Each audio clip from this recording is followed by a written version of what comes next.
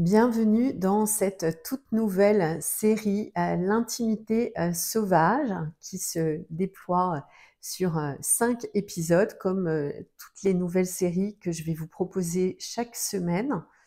Dans ce nouvel épisode, on va aller connecter à la notion de s'aventurer.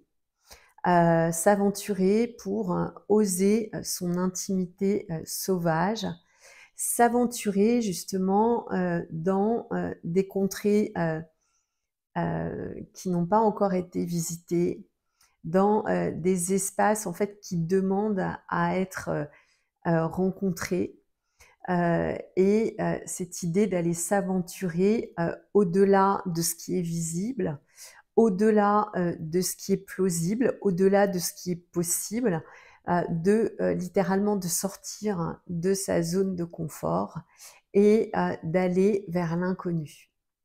Dans cette réalité, le mental est en connaissance de 3% de ce qui existe réellement et se complaît dans cette petitesse de façon très étriquée à rester dans cette sphère ou cet espace de 3% de connu, avec beaucoup d'hésitation à aller explorer, à aller s'aventurer dans les 97% d'inconnus. Et c'est ça qui va faire la différence entre les personnes qui transforment leur réalité, qui accèdent à des toutes nouvelles versions d'elles-mêmes, qui accèdent à des toutes nouvelles identités. C'est ça qui va faire la différence avec des personnes qui restent dans leur moule, qui restent dans leur espace, leur petit espace de 3%, et qui se contentent finalement de tourner autour des 3% en laissant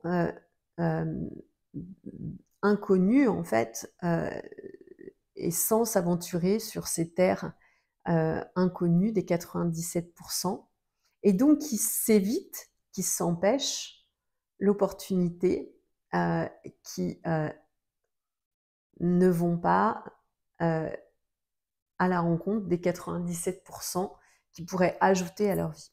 Et véritablement, c'est dommageable de perdre son temps en pensant que les 3% qui correspondent à notre réalité visible, connue, de se limiter à ces 3%, de les trouver le plus souvent insatisfaisants et de ne pas s'échapper à aller de façon vibrante et puissante, avec force, aller visiter d'autres contrées, d'autres espaces inconnus. Voilà. Alors, ce qui engendre souvent ce comportement, ce sont les peurs en fait qu'il y a derrière. L'ego est une conception, a une conception en fait de ce qui est connu et rassurant, et nous envoie l'information que nous sommes en sécurité quand les choses sont connues, et que en plus, souvent, ce qui nous est arrivé par le passé va continuer de façon assez linéaire à se perpétuer, en fait, se perpétuer dans l'avenir, en fait, de la même façon. Et donc, vous restez sur des lignes de temps, sur une ligne de temps qui est assez étriquée, qui est assez limitée et qui est assez connue, où finalement, vous pouvez attendre de votre vie qu'il y ait ça qui se passe, et en occultant totalement d'autres opportunités, d'autres possibilités. Là encore, en vous connectant à votre intimité sauvage, c'est-à-dire à la part de vous intérieure qui à la fois hurle de vérité, de profondeur, et qui vous appelle en fait à entrer en vous, à entrer en intériorité, et pour l'avoir expérimenté aussi à maintes reprises, il y a beaucoup d'années de cela, j'étais très, très mal à l'aise avec ma propre présence, avec le fait de rester en présence avec moi-même. Rien que d'être, assise devant un repas seule, ça m'effrayait. J'avais peur, de me retrouver dans l'inconnu avec moi-même et je vous parle d'être seule avec soi-même, hein, pas voilà. J'étais beaucoup plus à l'aise quand il y avait d'autres personnes finalement, mais ça me m'horrifiait en fait de me retrouver face à moi-même et c'est en cela que, certaines parties de vous peuvent crier en fait à quand est-ce que on se fait un date? Quand est-ce qu'on se fait un tête-à-tête? Quand est-ce que tu acceptes de, voir, que j'existe en toi?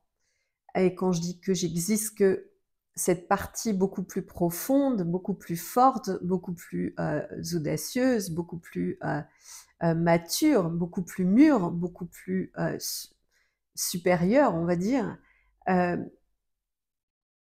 existe. Et il y a beaucoup de résistance en fait à aller, heu, connecter, à aller rencontrer cette partie de soi.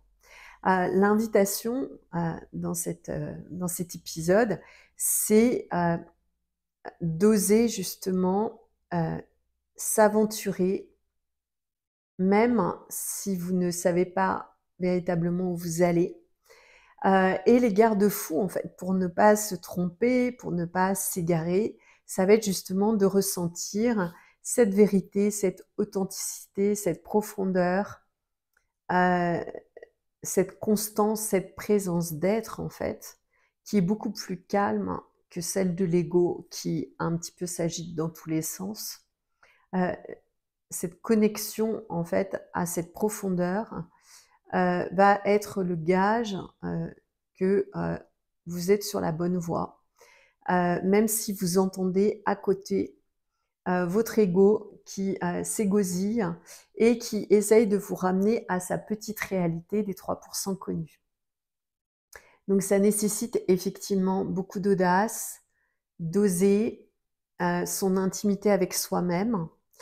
Ça vous donnera beaucoup de clés aussi pour ensuite être encore plus intime avec les autres et aussi à connecter avec des personnes qui ont réalisé, cette, osmose intérieure et ça vous permettra de connecter avec des personnes qui sont elles aussi dans leur authenticité et dans leur connexion à leur soi supérieur. Et du coup, ça sera des rencontres d'être à être plutôt que faire des rencontres d'ego à d'ego. Hem, voilà, donc l'invitation, qui vous est faite, c'est de vous aventurer dans, les parties inconnues de vous-même, dans les 97 inconnus pour, connecter à cette partie, immergée de vous-même que vous n'avez encore peut-être jamais vue. Heu et il s'agit d'une vraie rencontre, heu très émotionnelle, hem, très vibrante, et très fréquentielle. Voilà. Je vous retrouve demain pour un tout nouvel épisode de, cette série L'intimité sauvage. À demain.